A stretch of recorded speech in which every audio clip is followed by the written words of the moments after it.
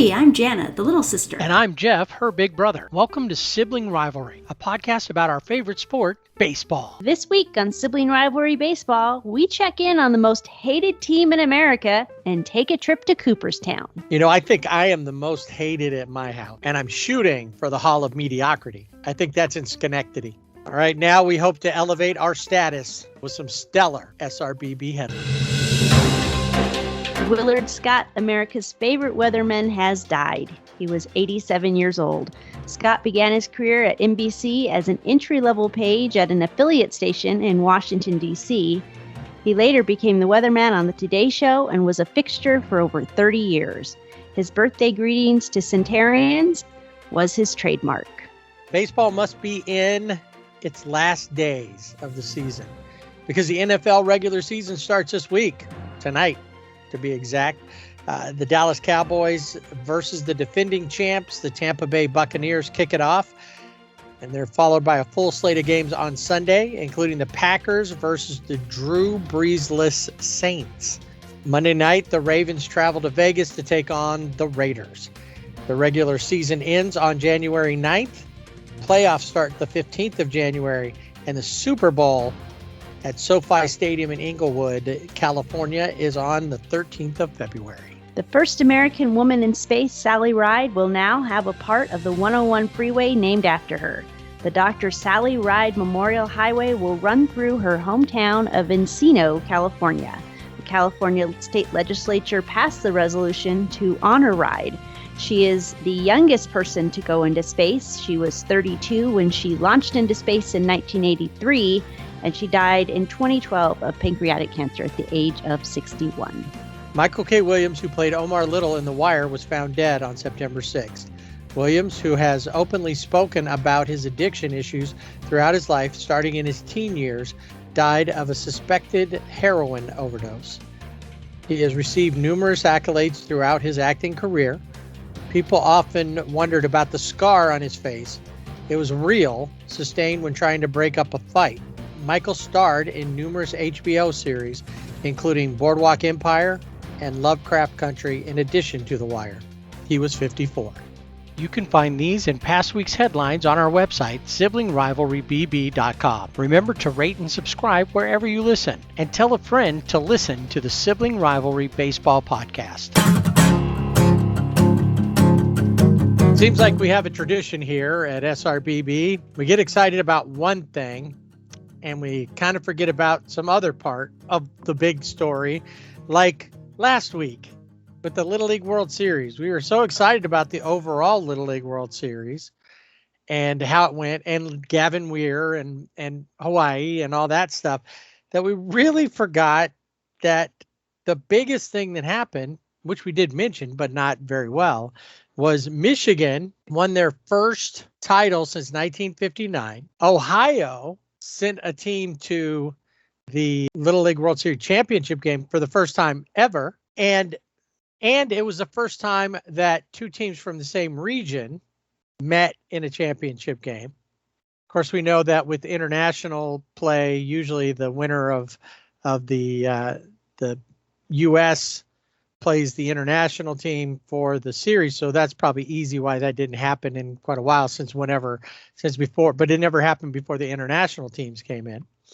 So Michigan won 5-2 over Ohio. Ethan Van Bell pitched through 4 innings. He threw his 85 pitches, so he couldn't continue on, but he did get out of a bases loaded jam. He pitched well enough to keep his team in it.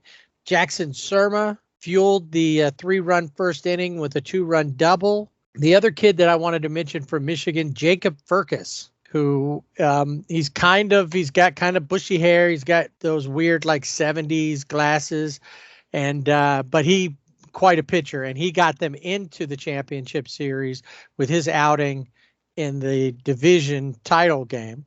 Ohio had a couple of players that helped fuel them throughout, Cooper Clay and Cooper Oden. The Coopers helped them out there. In the game versus Michigan, Gavin Saylor had 2 hits. Chase Smoke scored both of the runs. But Michigan walks away 5-2, and the 2021 Little League World Series champs. All right, big happenings coming up in the baseball world, as mentioned, traveling to Cooperstown for what? Because I think they've got good pretzels there or something, right? In Cooperstown, isn't that why we go to Cooperstown? That's what I've heard. They're really, really good, and that's why they're like the home of the pretzels. The pretzel and I think they're home. shaped a little differently than like a normal pretzel. So. Oh, okay, not a stick or that twisty. No, I think it was like a baseball or something, like the baseball shape. Maybe baseball and bat together. Yeah. So every year, except last year, everybody heads to Cooperstown to get themselves a pretzel, and then to induct some players into the Hall of Fame or something like that. Yeah, this year, Derek Jeter, Larry Walker, Marvin Miller, and Ted Simmons have all been inducted into the Hall of Fame. Okay, we need a disclaimer.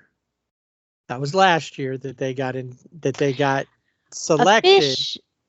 Officially inducted. They have been officially inducted. That happened yesterday.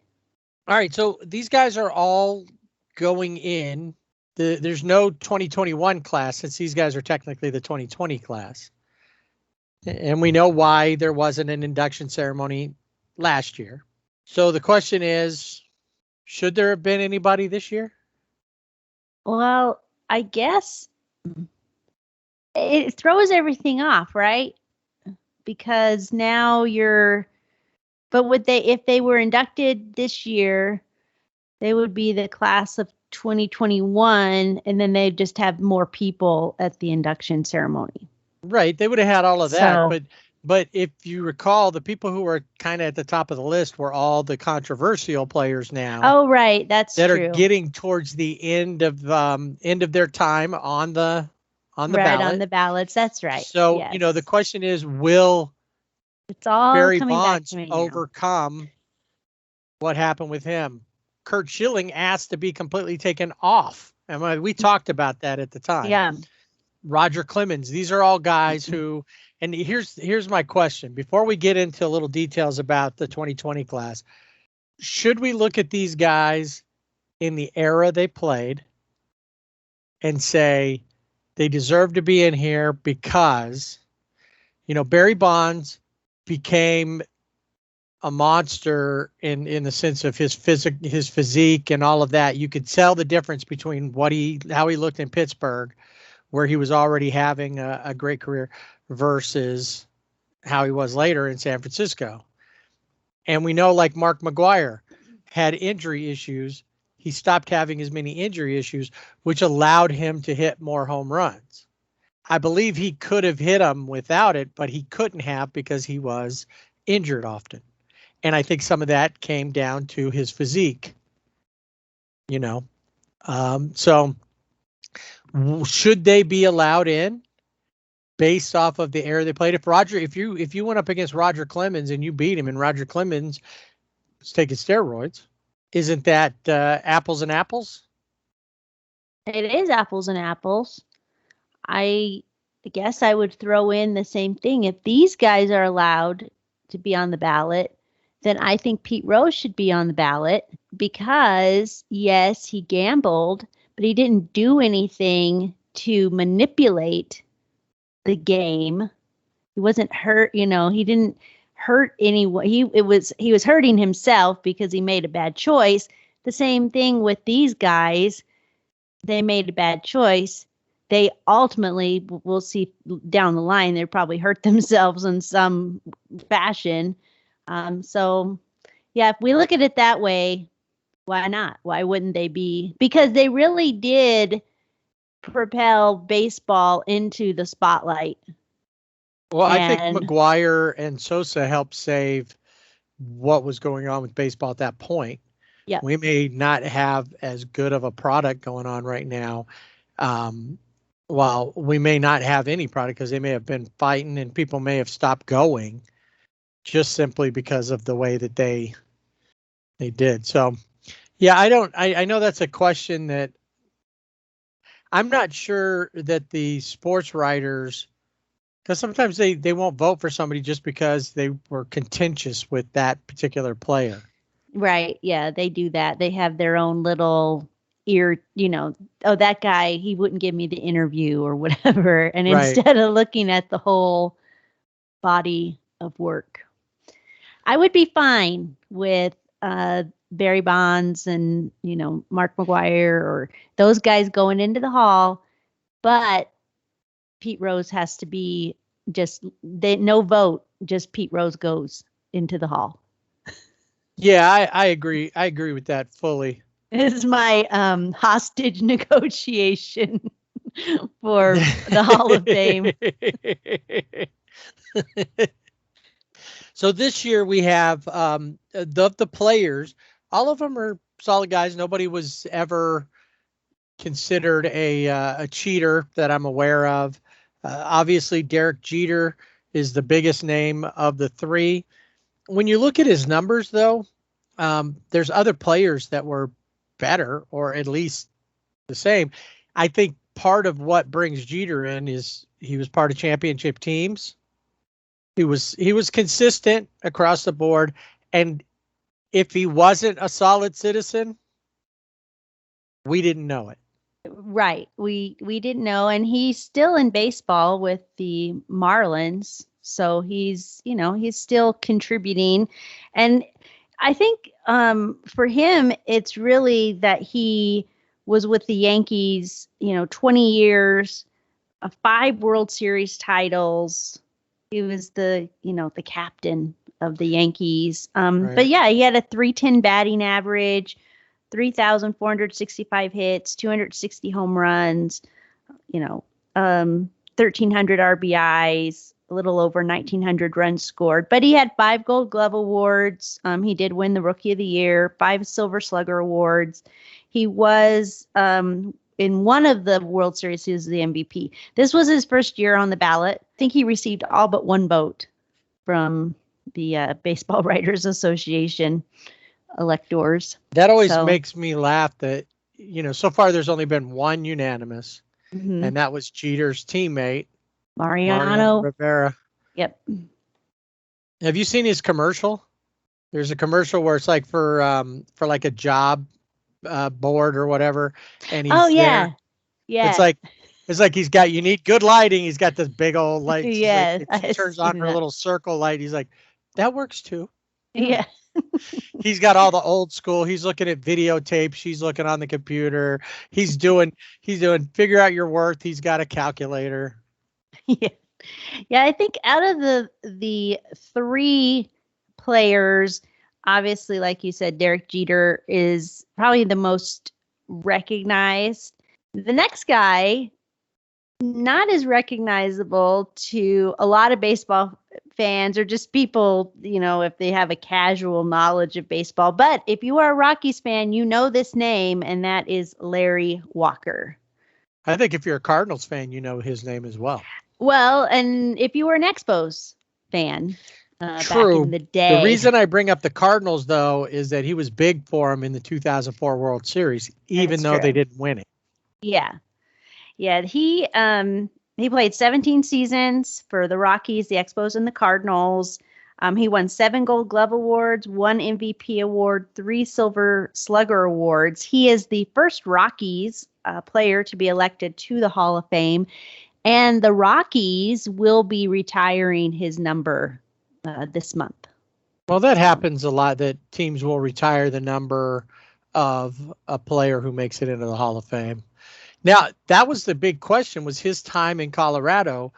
Does that disqualify him for the Hall of Fame? But I've been thinking about this. I watch games where they're in Denver. I don't see all of this mystique.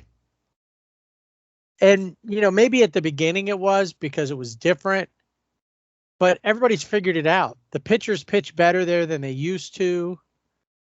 There's still some atmospheric issues that they deal with, but they overcome them while they're there.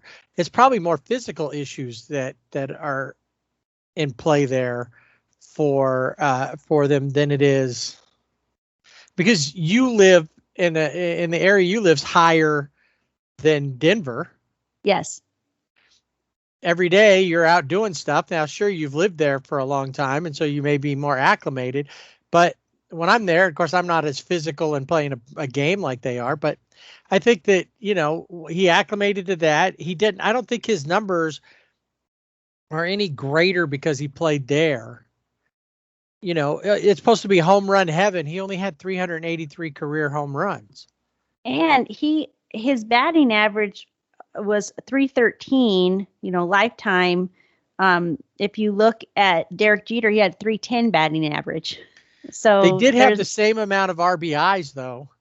Yeah. Exactly the same. Exactly.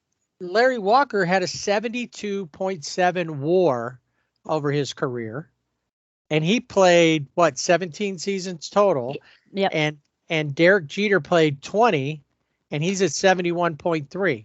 Now that point isn't probably a big deal either because either way, but they, it's who they are and how they play. Like I said, there's a lot of who Derek Jeter was as a person that helped, along with being a solid baseball player. Larry Walker, once again, not somebody you ever heard anything bad about that I recall. So I think that any questions about him deserving to be there, I think you could still go back and say, does Harold Baines belong in the Hall of Fame? But I think Larry Walker clearly did. He didn't hit the thresholds. Usually, 500 home runs is automatic. I don't know that that's going to be the case anymore, but he had a solid career.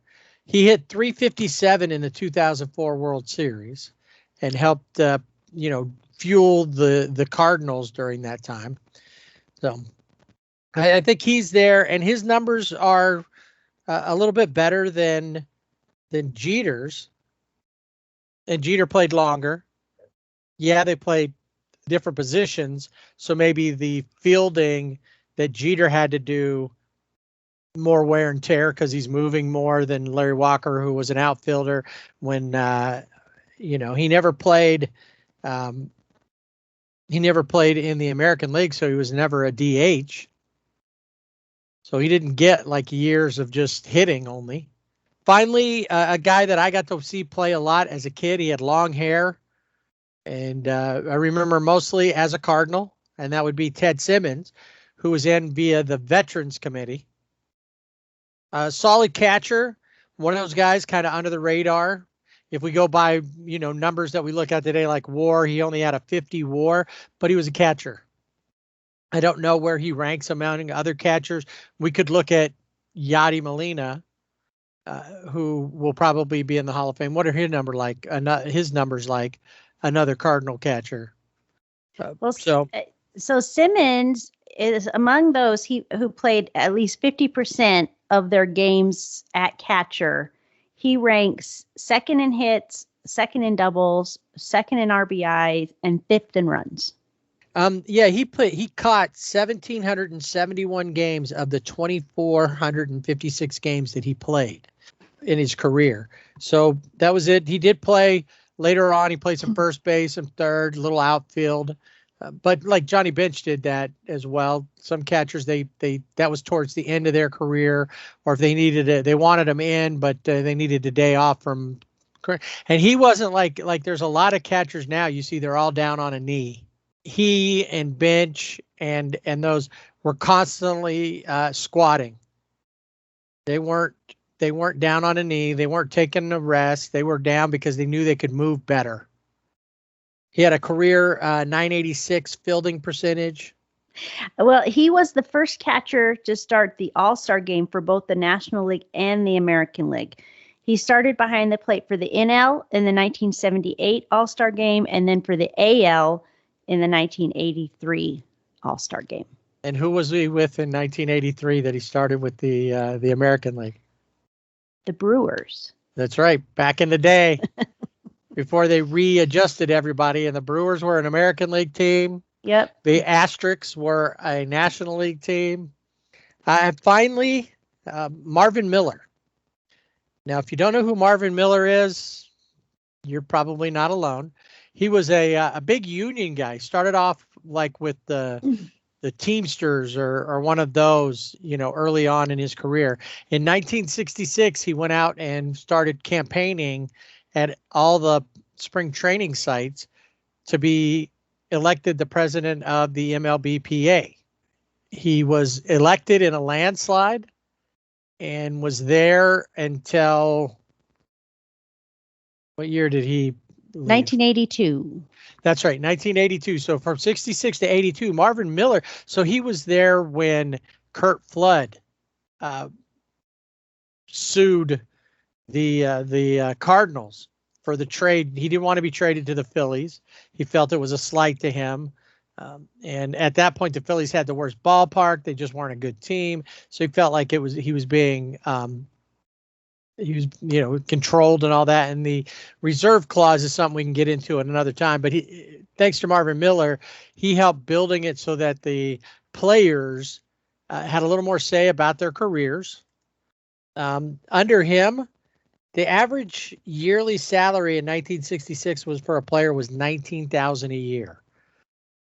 Doesn't seem like much now. Then it was pretty decent money in 66, but by the time he left in 1982, the average salary had gone up to $326,000 a year, which even now is a pretty decent yearly wage. In 92, Red Barber said of Marvin Miller, said along with Babe Ruth and Jackie Robinson, he's one of the 2 or 3 most important men in baseball history. So we've got the 4 guys going in this year, no new entries from 2021. And next year is going to be interesting because we've got guys who are on the verge of falling off or within a couple of years. Will they get enough? And that includes these steroid era guys. This year's Ford C. Frick Award winner, Al Michaels. He won the Ford C. Frick Broadcasting in Excellence Award. He is probably one of the most respected sports journalists. He's covered more major sports events than any other sportscaster, including 20 years as the play-by-play voice of Monday Night Football. He's called the Super Bowl, the World Series, NBA Finals, Stanley Cup Finals, and he's the Olympics. I mean, it just goes on. Boxing, it goes on and on and on. And he will begin his 16th year on Sunday Night Football coming up this week. It's time for Dodger baseball. Last year about this time, we were talking about Cobra Kai and the Dodgers. The enemy deserves no mercy. And then we used other cliches like, don't take your foot off the gas. And things like that to tell them, you got to stay with it. You got to go hard to beat these guys. And I'm not sure. Last year, there was moments when it felt like they were showing no mercy, and others where you're like, yeah, whatever happens, happens. We don't care. But, the Dodgers. So to start the week, and I will say they did have a winning week. To start the week, it felt like they were showing no mercy and putting the pedal to the metal. Yeah, they started the week playing the Braves, and they swept the Braves, which it's always iffy because you don't know. The Braves, right now are at the top of the East, and, they've had some injuries, but you still got Freddie Freeman. They also had Jocelyn there, who's right. The golden boy now, I guess. I don't know what they were calling him, but the Dodgers had to face him twice this year with different teams. Exactly, yeah. But they went in. You had Julio Urias going for his 15th win in the first game. He got that 15th win. The Dodgers win 5-3. It's Mookie Betts bobblehead night. He goes 1 for 4, has a home run.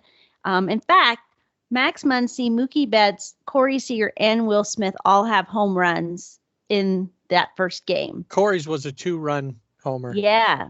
They scored all their runs in the first 3 innings. Yep. Now, one thing that will stand out, and it stands out to me, is Chris Taylor was 0 for 4 in that game. Go to the next night, Dodgers win with Walker Buehler on the mound. Classic Walker.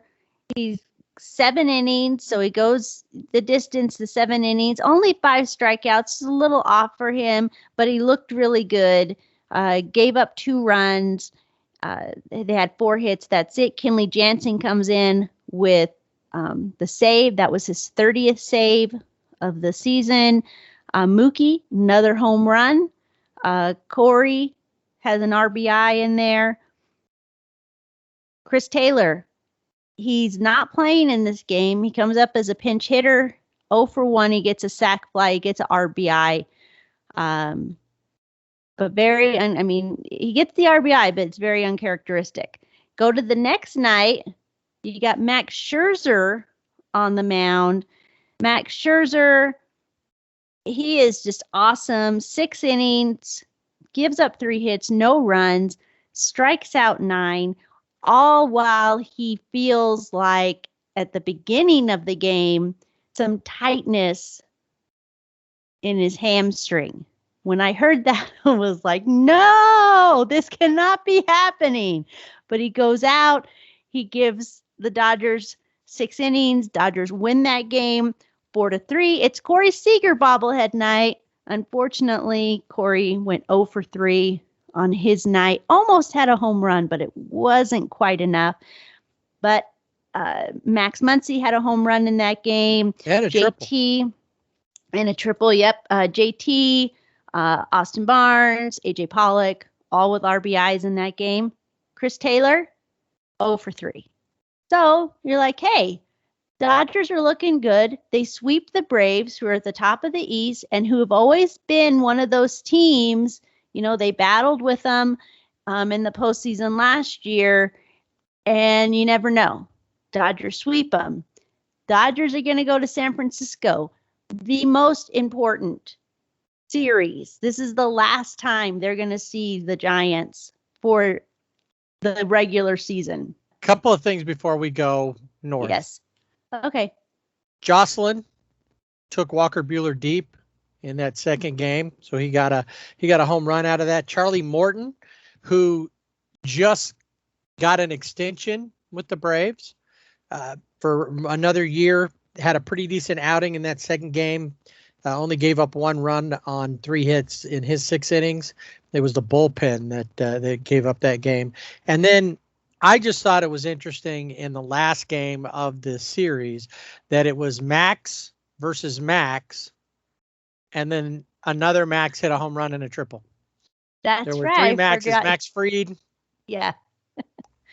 Yeah, that's right. And they had a pretty decent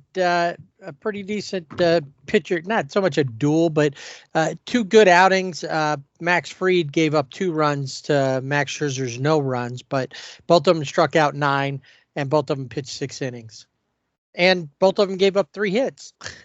All right. I'm sorry that I made you get off the freeway on your ride up the 101. It's okay. I needed a break. Oracle Bell, Candlestick Park. Candle Oracle Bell Stick Park. Well, Dodgers made it up to San Francisco, and it's Friday night. So what does Friday night mean? Sushi? Zinnings. Oh, that's right. I thought we had moved that to Wednesday night. I thought so too, but apparently maybe it was just temporary. Because the facility wasn't available the previous Friday, so they moved it to Wednesday. And okay, Friday night. It's Friday night Zinnings. Dodgers go with a bullpen game. They used 11 pitchers. I have some questions. They got Andrew Vasquez, who was played with the Twins. They got him in a trade, and they just got him like that week. You know, he just came with the team, and he goes in and pitches like, I think Corey Knebel started the game, and then you just go down the line, Bickford, Vesia, and then Trinan and Kelly and Jansen, but then you put in Andrew Vasquez, who you've never, you've seen pitch, but he hasn't pitched for the Dodgers. And then this is a big game. And then they put in Evan Phillips, who just got off the IL again. I mean, I'm wondering why they're I would slot pitchers in differently if I were Dave Roberts. Like, I wouldn't put Trinan in, in the 7th when I know he could come in. I mean, normally, I guess sometimes he does come in the 7th, but I like to see him a little bit later because then he really shuts things down. Kenley did a good job. Joe Kelly has done a good job, but like they were up in the middle, and then you have these two guys that are untested. You don't know who they are. And anyway, the Dodgers ended up losing the game. More about Evan Phillips than they did about Vasquez. That's true. But they lost the game 3-2 in innings. It went 11. Will Smith was played first base the end of the in the 11th. He came in to take over first base for Albert, who had pinch hit. Then, because he was the last out, was the ghost runner. Mm-hmm. And he actually did something that the Dodgers aren't good at. On a fly ball, he, as hard as it was, moved from second to third. Yeah. And then they took him out for a pinch runner, who was Walker Buehler, who did end up scoring the run that tied the game 2-2. Then you have, then they put Austin Barnes in at catcher, Will Smith in at first. Will Smith has never played first base, ever. I don't think he maybe played it in Little League, maybe. He never played it in the minors. He's never played it in the majors. Didn't play it in college. And San Francisco wins on a walk-off error. Trey Turner throws the ball a little too high. Will Smith he gets the ball, but he can't keep his foot on the bag, and San Francisco wins. I mean, it's just like, really? What is going on? Where is Matt Beatty when we need him to come in? He would have already been used as a pinch hitter somewhere. Right. And they would have blown that. And a lot of people say, well, Will Smith never played first base before in any part of his career, but it wasn't his fault. No, he actually made a good play the end result was the same because the run scored. But if you need him there, he might do in a pinch. Yeah. Yeah, I think there was some mismanagement in this game.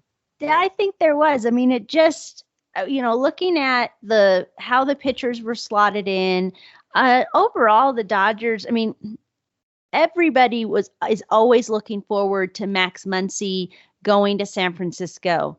And in this game, he was 0 for 3. Mookie Betts was 0 for 4. Trey Turner, 1 for 3, had an RBI. Corey Seager, 4 for 5. CT3 woke up, had 1 for 3, had an RBI in the game. But Will Smith, very uncharacteristic, 0 for 5 for Will Smith.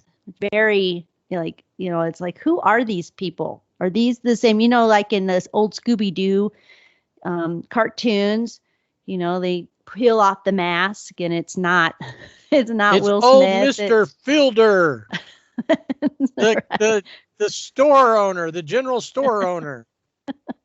That's how it felt. So Dodgers lose the first game 3-2. Like, all right, it's okay, because they came into the game and they were tied for first.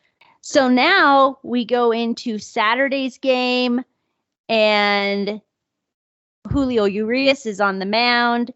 He goes 5 2/3 innings, gives up 8 hits, 1 run, 8 strikeouts, no homers, and the Dodgers win 6-1. Now, to make up for the throwing error that he had the night before, Trey Turner gets up to bat and promptly hits a leadoff home run. And that starts, I think, the scoring for the Dodgers, kind of gets them going. Corey Seager, 1 for 3, 2 RBIs, had a home run in this game. Mookie Betts was 1 for 4. Max Muncy, 0 for 4. And it's like, you're in San Francisco, right? Why are you not hitting the ball into the water? What is going on? So people can go get it out of the ocean. That's right.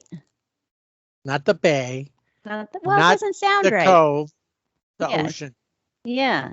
It doesn't say go get it out of the cove. That doesn't sound right. AJ Pollock with an RBI double in the game as well. Yeah. But he had an awkward slide into third base and is now on the IL with a hamstring injury. It was a really weird slide. I'm not sure why they felt he needed to try to get third, because, I'm not sure the reasoning on that one either. But again, Chris Taylor, 0 for 4. But they won the game. And so now they are tied for first. Well, I'd like to say that it was because Jose Quintana, former of the Angels, is now a Giant, was the main guy, but he went 2/3 scoreless because he inherited a runner, so that doesn't count against him, and that runner scored. And he had a balk and a wild pitch in 2/3 of an inning. Man, I really missed that guy from the Angels. Well, it's funny because in a sea of blue and black and orange, as it always is when these two teams match up, there was one guy in an Angels hat and a jersey.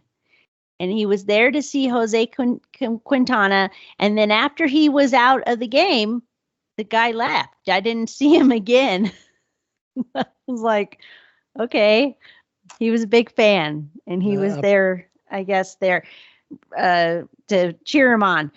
The third game, you're like, all right, Dodgers have to do it. And we're going to do it because they're going to do it because Walker Buehler is on the mound.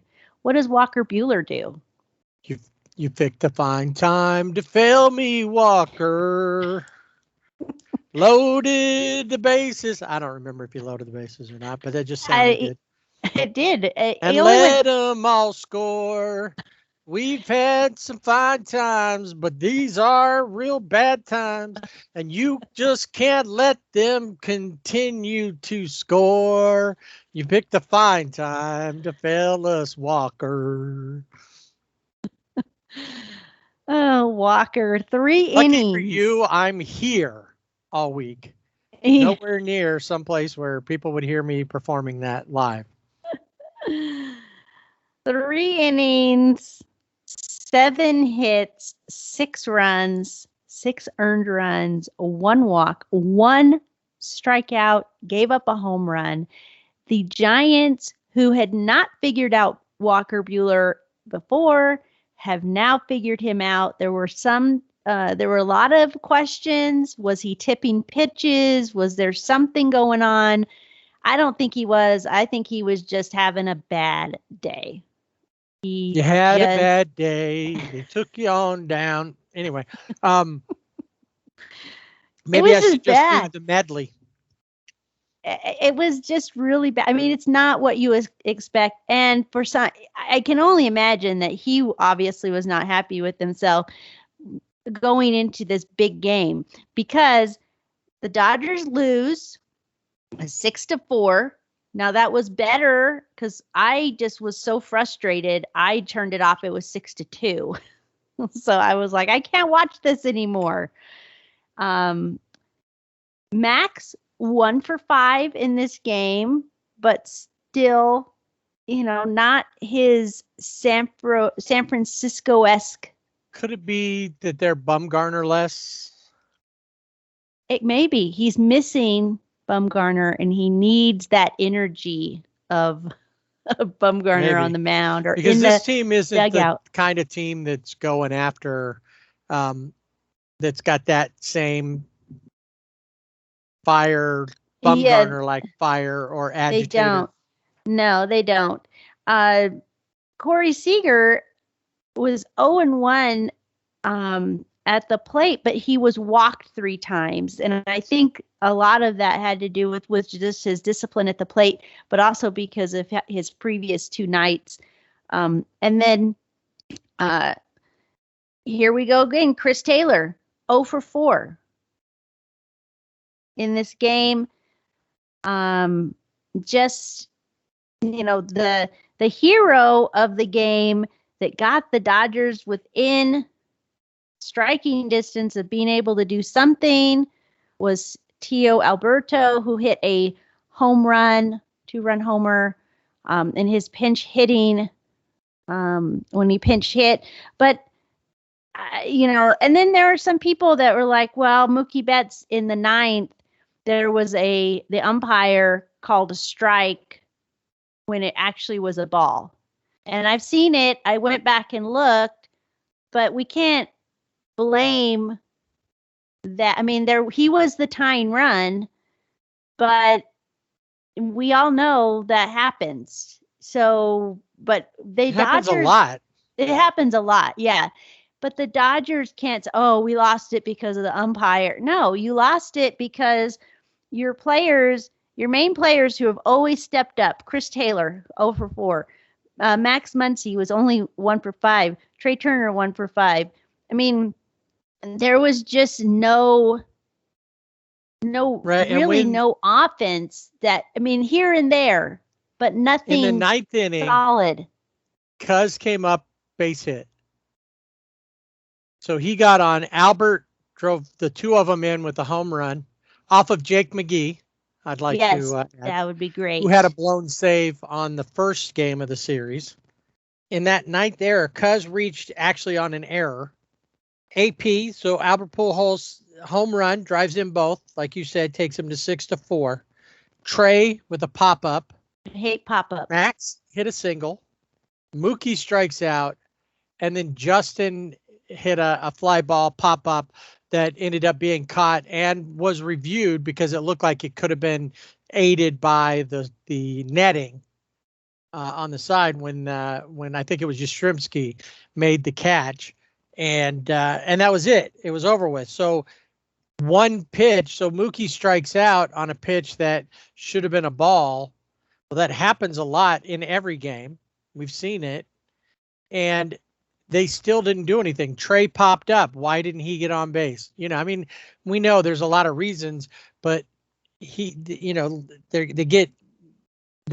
impatient at the plate. It feels like sometimes, Max singles, but then JT a little too early on something and popped it up. Too many pop-ups in this he was actually series late on that pitch because he popped it up to right field area.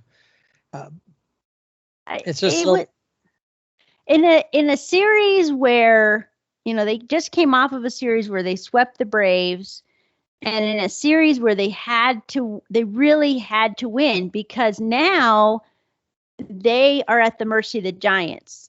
The Giants, they could have been in the driver's seat in first place. And now the Giants, they have to watch the Giants the whole time. And they've almost got to become Padre fans because even though the Dodgers have 6 more games with the Padres, the Giants have 10 more games with the Padres. Right. So there's neither one of them have got a firm hold, but it feels like the Giants have a little better hold on it because they're playing better baseball across, and they've been having pitching problems coming into this. What's his name? Who on the first night, D. Sclafani handcuffed him all night long, pretty much. Yeah. He really controlled them. And then you thought after the next 2 nights for the Giants were bullpen games for them. The Dodgers had the first night of a bullpen game. And you think, even with their bullpen, they went to extra innings. Maybe that says something. No, it just said the Dodgers offense is stalling. The next Well, night, it was a bullpen game for the Giants. They were able to do something. So you thought maybe because the last game was a bullpen game for the Giants that they would be able to control that. But the Giants bullpen, I think, is better than the Dodgers bullpen. it seems to be. I mean, I would think going into Sunday's game, knowing that there was a bullpen game, and you have Walker Buehler on the mound for the Dodgers, but they had just seen these guys the night before. They had seen these guys the night before that, and they couldn't hit them, or they were popping up, or they were grounding out, and it was really not a Dodgers team that, if you were to look at this as like, this is a team like, all right, we win one, we lose one, it's all right. When we're in September now, and now you're behind, you're looking. Yeah, it's hard to see them as the second best or even, tied with one of the top two teams. The Giants and the Dodgers are going to battle this out, we hope, till the end. Unless the one thing I think we hope more than a battle out till the end is that maybe the Giants just collapse and the Dodgers play at least as good as they have been playing. Well, I brought up Chris Taylor because Chris Taylor, I've mentioned this to you before, when Chris Taylor, not every game, but on the majority of games, when he does not hit, a lot of times the Dodgers lose. I'm not saying that he's the reason that they win, but he's getting those hits that are needed to score a run. When other the big guns have struggled through the season, Chris Taylor has pretty much been there to fill in the gaps. Now he's struggling and nobody's there. Even Will Smith, who had been there doing well and kind of carrying, as we talked about last week, that he went from 23 games between homers, or at bats between homers, to 9 at bats between homers. He's even kind of fallen off a little bit. Yep. We know this is going to happen through the year, but somebody else should have been in a spot now where they should be getting hot to take over for where Chris isn't filling that gap right now. Yeah, over the two series versus Atlanta and versus San Francisco, Chris Taylor was 1 for 19. And we can't have that. We need Chris Taylor to hit. Yep, he's got to be part of that. We need, Trey Turner's getting hits. We need him on base. We need Mookie to be doing as well. Now with isn't AJ Pollock out? AJ Pollock's out. And that puts in Cody Bellinger. Now, Cody Bellinger, he's not going to hit against, I think it was left-handers. Right. He's going to set, but now he's in center and you got Chris Taylor in left. So he's in the mix, and he's got to figure it out because he's draining he's a drain on the lineup. And so then you think, okay, who can we get in there to play? That's why I mentioned Matt Beatty, because Matt Beatty plays everywhere and he's somebody, I'm sure he'll find his way back up, but yeah, it's going to be interesting to watch. The Dodgers head off to St. Louis. They played the late game on Sunday and right into St. Louis for an earlier game for Labor Day on Monday. And we'll talk about all of that next week. And then, of course, right after a 4-game set in St. Louis and Albert returning home, which that kind of opens up another conversation too. The Dodgers are not likely to re-sign Albert at the end of the season. He's just not going to be a good guy to have on the bench for a whole season when you got other things going on. So they're going to let him go. But do you think Albert signs with the Cardinals for one last year? Because it seems like he's ready for another year. And he will play out his career in the last season with Yachty, because Yachty has announced he's leaving. He's retiring after next season. Probably Adam Wainwright will probably also be retiring. Do you think he goes back for one last hurrah with his boys? And is he trying to get out of his 10-year services contract with with Artie Moreno? Well, any contract I'd think I would want to get out of with Artie Moreno. But I've seen that. And I think it would be cool for him to go back to St. Louis, especially if they bring, the universal DH, where he can just be a DH. That's a possibility. But very, very big possibility, since and this is something we'll probably talk about more at the end of the season with the new CBA, which is kind of behind in the overall process that they're normally at by now. So we may be talking about no baseball to start next year, but for now, let's relish and enjoy what we have. Yeah, I would like to see Rick Monday. Love listening to him on the radio, but I would like to see him in the Dodgers dugout, because he is the tough love guy. If you listen to him on the radio, it was interesting. I was listening to a game, and Tim Neverett was with him, and he said, that call didn't go the Dodgers' way, and they ended up losing. And Rick Monday's reply was, well, they can't, the Dodgers, they did it to themselves because they did this and they didn't do this. And I thought, man, he needs to be in the dugout. So when those guys, pop up or whatever they do, he can be right there at the end of the stairs giving them the tough love. So I think the Dodgers need to elevate Rick Monday into the tough love coach in the dugout. That's my vote anyway. Sounds good to me. I think they need a little something, a little boot to the head. All right, they're going to, once they're done in St. Louis, they're coming home to take on the Padres for the second to last series. With them, the last 6 games, first 3 of the last 6. And that brings us to this week's Player of the Week. So as frustrated as I was, especially watching that Sunday game and just like, I can't watch this. But there was one guy who, with the exception of, I think, of one game, who had a hit, made contributions, and that was Corey Seager.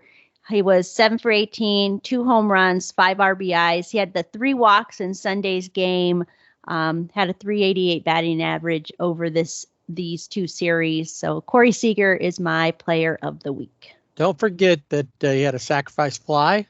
Yes. And he didn't ground into a double play. So whether he was ever in a situation where that was the case, he didn't kill anything by doing that. And he was my Player of the Week as well.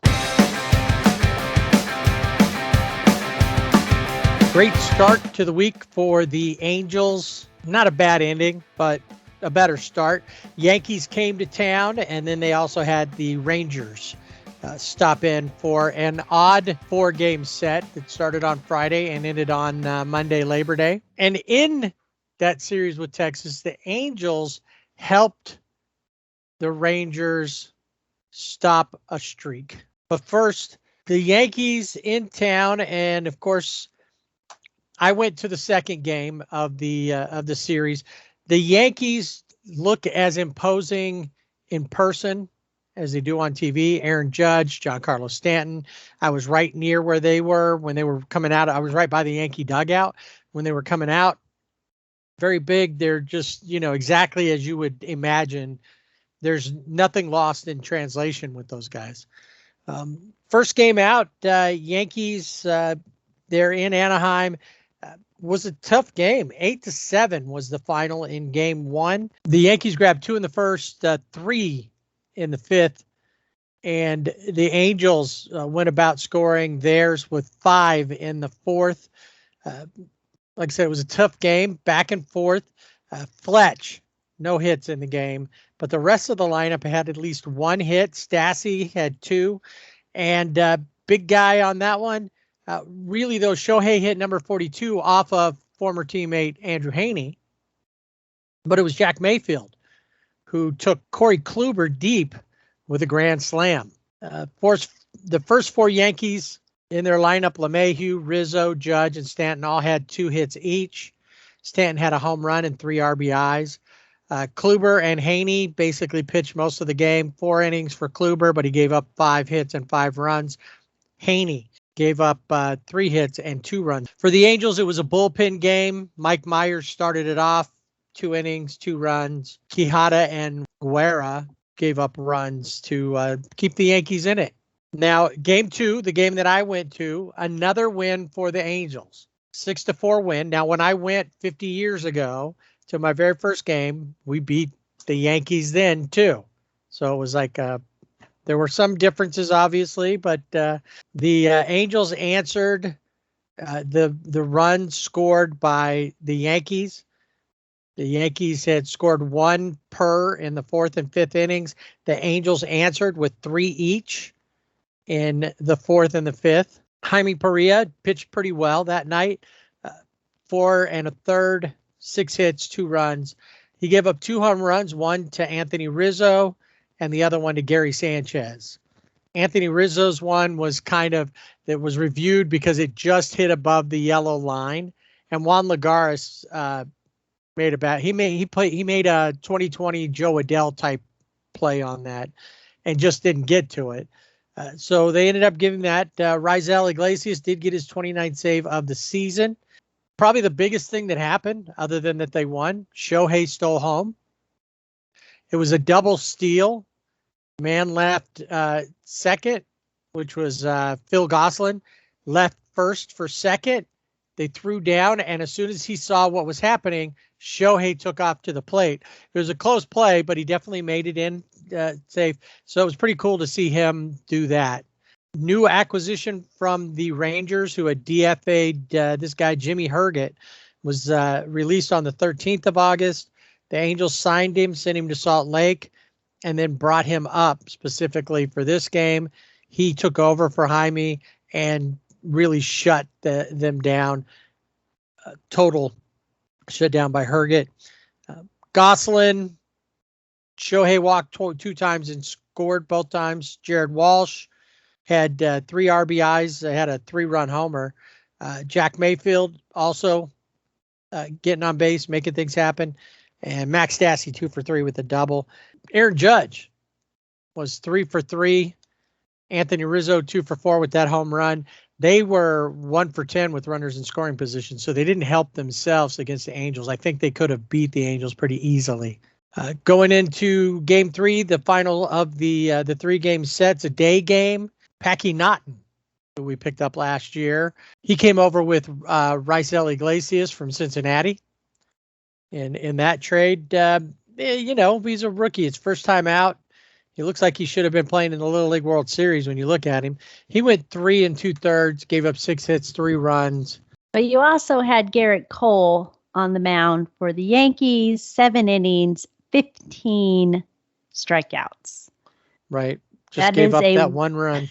That is a wall that is hard to hit. Yep. And then, like I said, Aaron Judge, his only home run of the series, he hit it there. Luke Voigt drove in 2 of the runs on 2 hits. And then LeMahieu and Rizzo both also got in there. Cishek gave up the home run. Patrica. I said Patrica, but I heard him on the radio after on the way home on the Tuesday night game, and it's Patrichka is his. He had 2 good outings overall. 2 out of 3 versus the Yankees, a team that is surging and definitely going to be in the playoffs. So not bad. And for the Angels, getting to try a lot of different players. The Angels released Jose Iglesias. He just wasn't playing that well. He had 2 errors in 1 inning. And they just said he's at the end of his contract. He said he's not gonna stick around. And so now they have a chance to give people like Jack Mayfield a chance to prove themselves. Luis Rengifo a chance to prove himself. So there's a lot of young players that are getting to come up. Some guys, Elvis Paguero, who I think they need to just let go. He's not pitching very well. Even, he has a couple of good at bats, but that's it. Patrichka, maybe. I mean, we'll see. But right now we're seeing a lot of auditions for 2022. So that brings in the Rangers. Shohei on the mound versus them. He went 7 innings, gave up 2 runs on 7 hits and 8 strikeouts. He got, 2 runs for the Rangers were Jason Martin, who had a home run. Really the big gun for the Rangers, Nick Solak, was 3 for 4, and he had a double. Raisel Iglesias picked up his 30th save in the 3-2 win. Phil Gosselin, Joe Adell, and Jared Walsh all went with 2 for 4. Gosselin and Walsh each had RBIs. And Marsh had the only extra base hit in the game with a double. Each side only ran 3 pitchers out onto the mound that night, so that was kind of surprising because usually at least one of them is going to throw like 7 pitchers out there. Game 2, another win for the Angels. Juan Lagares hit his 4th home run of the season, had the RBI. The Angels only left 3 in scoring position, or 3 on base, I mean. Well, and you also had Jose Suarez on the mound, and he pitched a complete game. Yes, his first ever and the first complete game for the Angels this season. Shohei hit number 43. It was a 3-run home run. And so he had 3 RBIs. Lagares added that in the 4-1 win. Colby Allard, who started for the Rangers, all the damage was to him, and the bullpen gave up just 1 hit. The Rangers scored. Adolis Garcia had the RBI, Leody Taveras with 1 run. And let me just say, we overlooked something, I think, last week or the week before that we were thinking about. And to give Rangers some due, Adolis Garcia hit a grand slam that helped push the Rangers past the Asterix in a 13-2 rout. And we didn't bring that up last week, and I feel bad because I always like to point out when the Asterix get thumped. So way to go on that one, Rangers. So we move into the Sunday game, and it's a 7-3 loss for the Angels. It was bound to happen. The Rangers aren't that bad of a team, and they're playing a not that good of a team in the Angels, who've got a lot of different players who are just seeing the majors for the first time. Jansen Junk, who we got from the Yankees for Haney, made his Angels debut as a starter. 3 2/3, 6 hits, gave up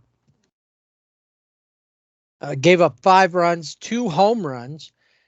And the Angels in that game helped break an 0-for-21 streak for the Rangers. Apparently, the Rangers were 0-for-21 this season when wearing their blue jerseys. So, in the radio at the beginning of the show, they're like, well, who made the decision to wear blue jerseys if you can't win in them? Well, just play the Angels, and they'll help you out. They're the Angels. Exactly. They help you. They're there to help. So they finally got a win in their blue jerseys. A name that we've heard before, and we thought he'd be doing for another team that wears blue jerseys on Sundays, apparently. And shouldn't. Apparently not, because we didn't bring that up with the Dodgers wearing their city jerseys or city uniforms. We think that's the jinx. DJ Peters, playing for the Texas Rangers, had a pretty decent series overall, but in this game, 2 home runs and 4 RBIs in the 7-3 win, all of it off of Jansen Junk. They got some help from Isaiah Kiner Falafel and Jonah Heim. And then a 1 run scored, and the only reason I bring that up is it was scored by Nathaniel, don't call me Nate, Lowe. His name is Nathaniel Lowe, not Nate Lowe. So remember that, Nathaniel. It was that game, though, for the Angels was the Joe Adell show. He drove in all 3 runs, 2 home runs off of the starter, Taylor Hearn, who went 7 innings, 7 hits, 3 runs, and 2 of those home runs, all, of course, Joe Adell. Jack Mayfield had a pretty good game, and Luis Rengifo. Both of those guys went 2 for 4. Kind of bullpen game. Junk, maybe not living up to his name fully, but isn't that a crazy? It's like what's his name? The guy who's he pitch for? Bummer. Yeah. The unfortunate names. Jansen Junk, unless he throws nothing but curveballs and knuckleballs and screwballs, that's a crazy name. And then Herget pitched again. He gave up a run. Petrichka with a run. And Paguera did not give up any runs when he pitched. No hits, no runs. He had a pretty decent game there. And then that led us to the finale, the Labor Day finale, Angels and Rangers. And all I can say is that the Angels had one bright spot in this game. They got shut out 4-0. There's nothing to speak of offensively. Jaime Barria gave up the runs, but he looked really good overall. At one point, he had retired 14 Rangers in a row. So that was a strong point of that game. And really kind of, I think it's an above average week because you beat the Yankees and you won one series and split the other one. So they end up with a 4-3 week. They're not making up any ground anywhere. That's when I was looking back at the Dodgers and the Giants. The Dodgers were 4-2 on the week. The Giants were 3-4. The Dodgers didn't gain any ground because they couldn't win when they needed to. They were at one point all alone in first place, half game up, but right going in when they swept Atlanta. But oh well. So the Angels, like I said, they're just they're trying guys out. They're playing out the string. Most guys are on the injured list. I don't know if it's worth bringing back some of these guys who could come back by the end of the season. Justin Upton just got added to the injured list. Upper lumbar strain. Right. These back issues they're having on the Angels too. What's going on? They don't have the right mattresses? Do they need some Tempur-Pedics? Do they need some? It's I think they're getting junk sleep is the new. I mean, I know they have the pitcher junk, but you're getting junk sleep where you just aren't getting good So he sleep. comes into your room and gets in, steals the covers from you, bangs into you. Yes, it's his fault. Throws curveballs at you while you're trying to sleep. Yeah, junk sleep. Junk sleep. So, it's honestly, I can't say that it was bad or good. This was just normal. Yeah, it's a normal week for the Angels. And now they have a tough week ahead as far as their opponents go. They've got 2 with San Diego in San Diego before they head off to Southeast Texas to take on the Asterix for 3. And then they're going to continue that road trip heading up to, what do they call that? I don't know what it's called. Chicago. What's Comiskey Field is like? I don't know what they call that cellular there. one or so. I don't know. What it's called. Yeah, I don't even know what they call it anymore. That's why I always refer back just to the old, like Candlestick Park, Comiskey Park, just. So they're going back to New Comiskey, and they'll take on the White Sox then as part of the road trip. But that's down the road just a little bit. We got to deal with San Diego and Houston before that. So that brings us to the player of the week. Who you got? So this one was tough, as it usually is sometimes with the Angels. I thought about going with a pitcher, but I went with Phil Gosselin, who one game he didn't. I kind of have a theme here with my players of the week. One game where he didn't have a hit, but every other game he had a hit. He had 3 RBIs. He was 6 for 22. So, I mean, not like spectacular, but he's had better weeks. He's had better games, better series, but he was getting on base. My other choice was Raisel Iglesias, who got his 28th, 29th, and 30th save. So, but I wanted to go with Phil Gosselin this week. All right. Well, yeah, the Goose was loose, and he's always one of my favorites now. The way he plays, solid in there. But I went a different direction, and you might even gasp when I tell you this.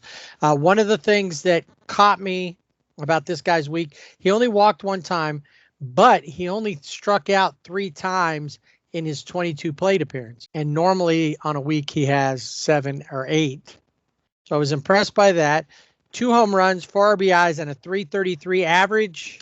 Joe Adell is that shock I hear from your side? I'm speechless. I don't know even what to say. I don't think I can go on with the show. That's probably best. We should just call it here. Anyway, Joe Adell is potentially the only time he'll ever be my player of the week, but I think he deserved it. Time to take a look around the league. The Cubs had a couple of 4-run homers in their week. And in fact, there was one day it seemed like grand slams were just all over the place. But first, let's take a look at the players of the month of August, the pitchers and players and that from August. Yes, our players of the month for the American League is Jose Abreu, who also won this award in August of last year. He led all American League hitters with 74 total bases spread across 28 games. He also ranked among the AL's best in home runs, OPS, RBIs, and runs scored. And this is the 4th time in his career that he has been named Player of the Month. For the National League, we go to Denver and CJ Cron. This is his first career National League Player of the Month award. His month of August, he dominated. He paced all NL hitters in batting average at .387, 11 home runs, 34 RBIs, 1.291 OPS, and 77 total bases. So he is definitely the bright spot for the Rockies. Yeah, definitely. And we move into our pitchers of the month. Robbie Ray made 6 August starts for Toronto, and they're still trying to grab that wild card spot, but he is the AL pitcher of the month. He pitched 41 innings with a 1.76 ERA, going at least 6 innings and allowing no more than 2 runs in each outing. Opponents batted .188 with a .478 OPS against him. He also struck out 52 batters and walked only 8. So he's the AL pitcher of the month. And the NL pitcher of the month, Adam Wainwright of the St. Louis Cardinals.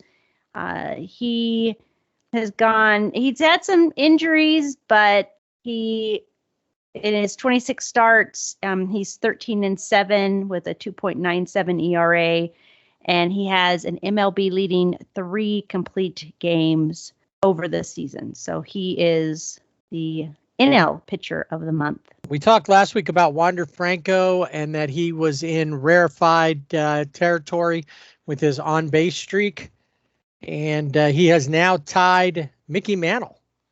We're getting on base 36 times.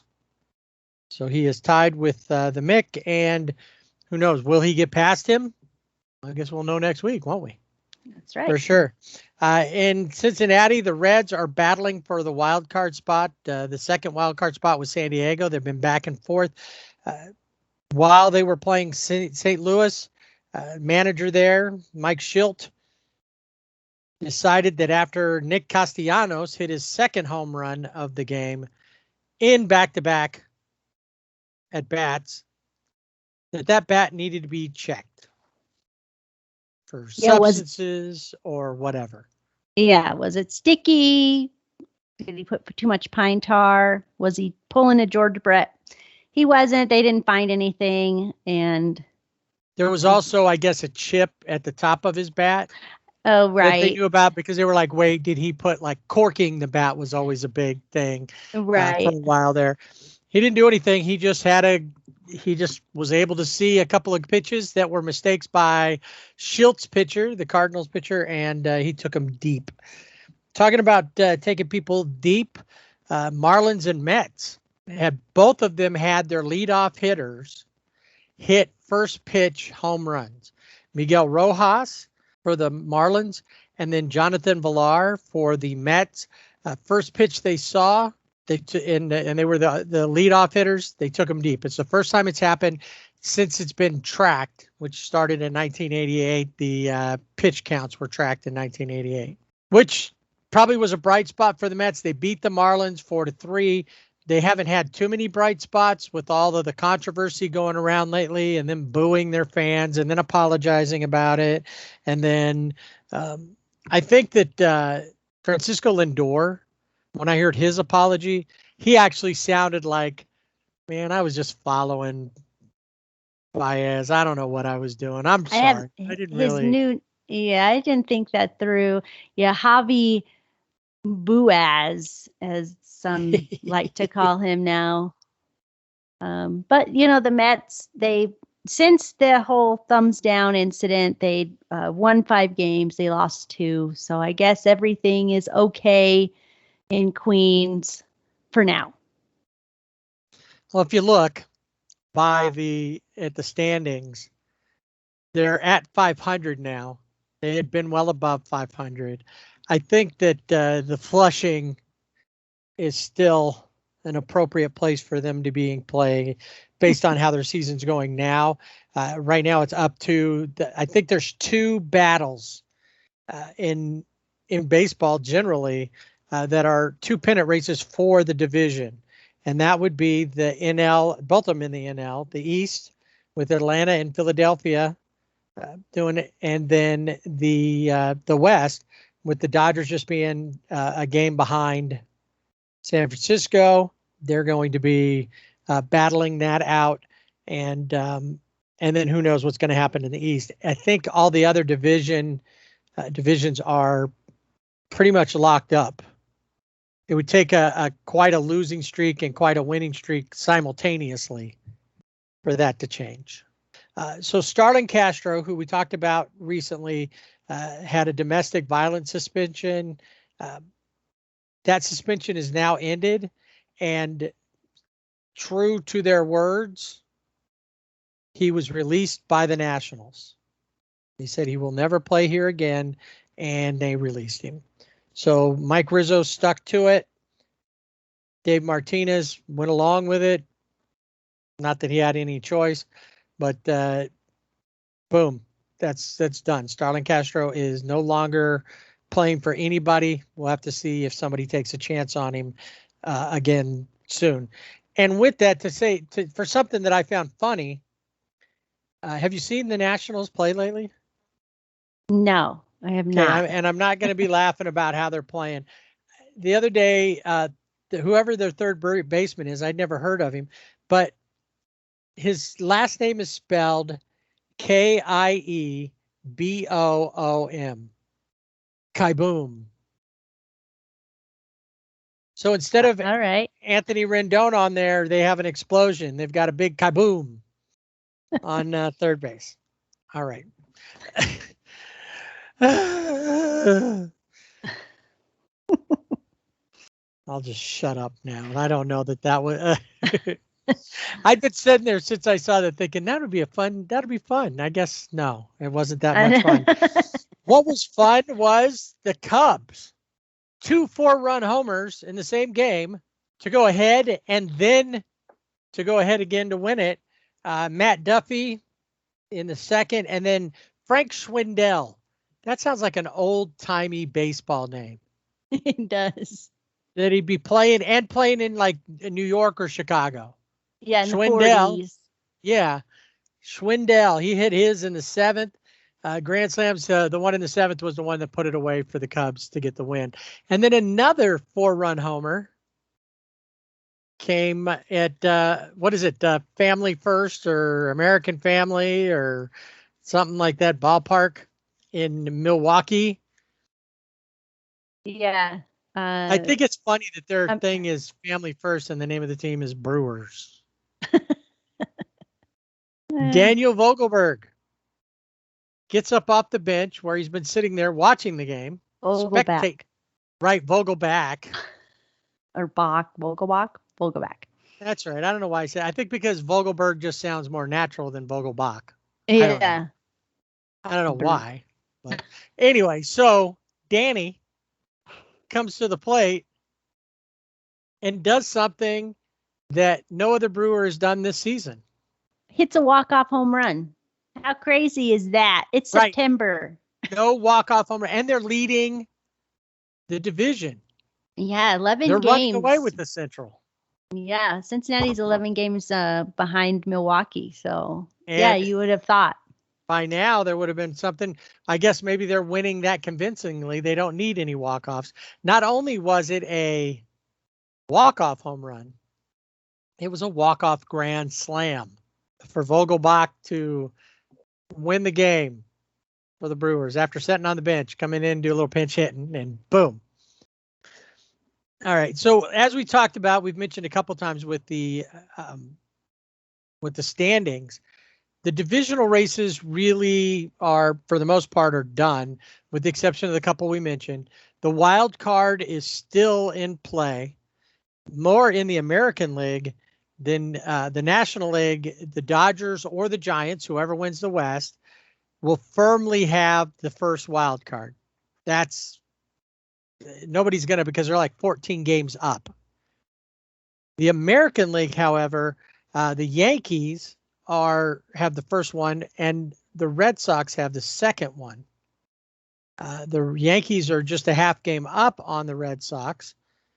And then you've got Toronto, Seattle, and then Oakland. And we were talking about that. Oakland is out of the American League West race. The Asterisks firmly have that, I believe. But Oakland is fading hard. And now they're about 3.5 games out. I think 3.5 games out. Seattle and Toronto are battling for those spots. Right now, it looks like it'll be the Yankees and the Red Sox, unless something changes in that. And then in the West, San Diego and Cincinnati are a game apart for the final wild card spot. Philadelphia is 2 games back. St. Louis at 3.5. And the flushed Mets are fading fast, 4.5 games back. So they're going to have to leapfrog 3 other teams to get there.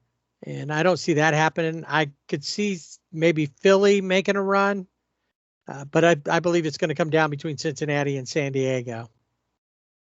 Any thoughts from your side? No, I concur. All right. Well, then, if that's how you feel about it, I think it's time to take a ride on the wheel of IL.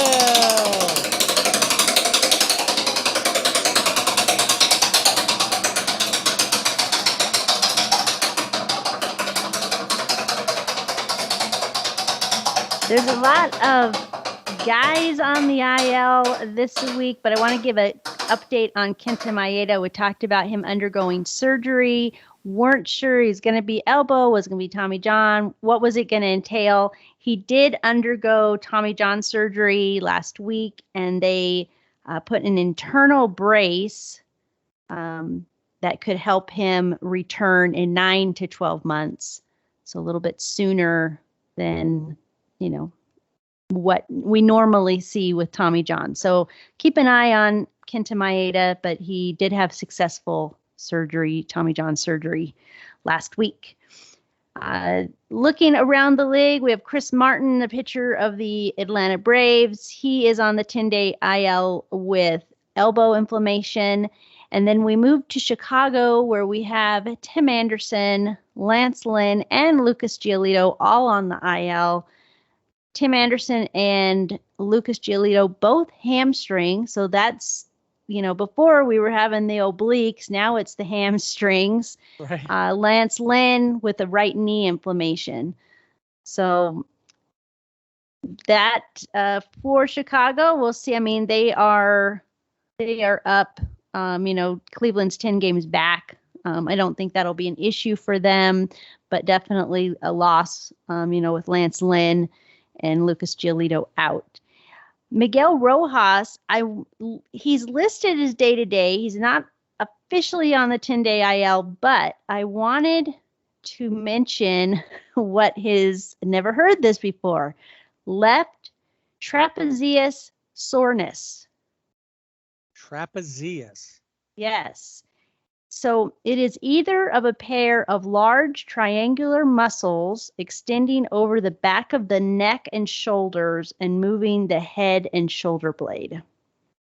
So learn something new on SRBB. Trapezius. Wow, we had obliques and now trapezius. Let's see how many trapezius injuries there are now. Yeah, we'll see. I'm going to keep a tracker on it. We have Willie Adames of the Brewers has a strained left quadriceps. Brandon Nemo out for the Mets, which is a loss for them as they've been, he's been one of the ones that has been really great offensively. He has a hamstring injury. Mitch Moreland of the A's got a wrist injury, but he's going to be on the IL longer than 10 days, according to the team. So not helpful for Oakland if they want to try to just go on this crazy run. That's not going to happen. Chris Bryant is listed as day-to-day with wrist discomfort. I think he's had some wrist discomfort in the past over this season, so we'll see if he gets on the 10-day IL. Mike Yastrzemski is day-to-day. Austin Slater is on the 7-day IL for concussion that he suffered in the Rockies-Giants game. Alex Dickerson, Wilmer Flores, both also on the 10-day IL. No listing there. So I know the Giants have had some COVID issues. Not sure if they are falling into that, onto that list or not. And then Johnny Cueto was on the COVID. I think it was a contact tracing, but he's back or he hasn't left. He's on the 10-day IL with the strained right elbow. And the last one that we have to mention is George Springer, who is day-to-day again with a left knee contusion in a game against the Yankees that happened on Labor Day. And, he just can't shake it. He gets off, he's on. It's like the merry-go-round. It's on and off. And he just keeps spinning. So make up your mind, in or out. That's right. So that is the will of IL now for this week. There are issues that we brought up last week that seem to continue COVID-wise in Boston. And I noticed on the Labor Day game versus the Rays that many of the players in the dugout had their mask on, which we haven't really seen this year. Yeah, Boston has about, I want to say it's like 10 players that have either been or are currently on that COVID list. Kike Hernandez was one. He came back this week.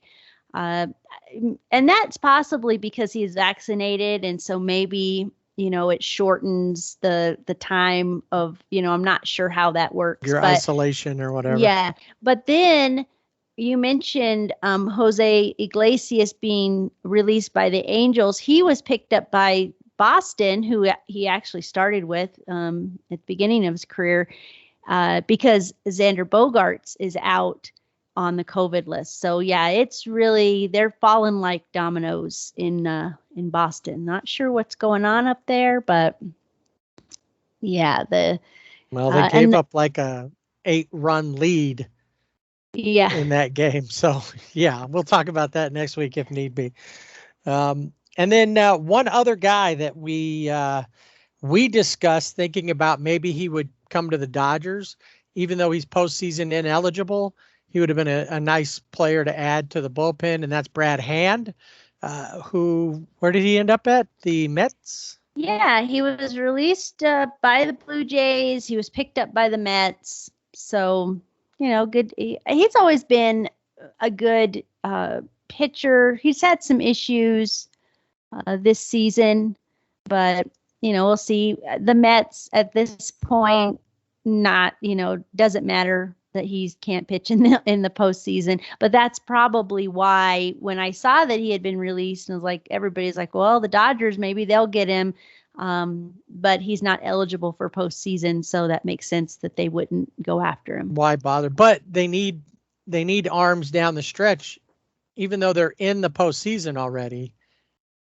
You need to maybe be able to rest some of these arms and get yourself set. Like I said last week, set up the rotation. Well, I didn't mention, it's kind of a downer for the Dodgers. I was, just irritated, frustrated with them with their performance in San Francisco. But there's some good news. Clayton Kershaw is doing a rehab start in Oklahoma City this week. Tony Gonsolin is rehabbing with the Quakes in Rancho Cucamonga. And you also have Scott Alexander, who has been on the IL with shoulder inflammation, but he's been doing some rehab in Arizona, so they could see him coming back. So the addition of Kershaw back in the rotation is huge for the Dodgers, and then the addition of Gonsolin and Alexander potentially in the bullpen is really, something hopeful in my downer Dodger report this week.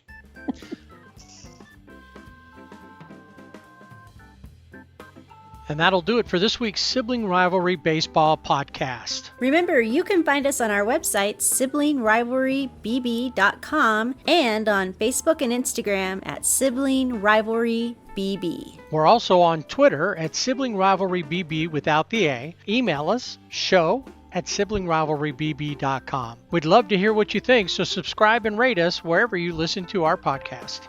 Next week on SRBB, we all turn 21.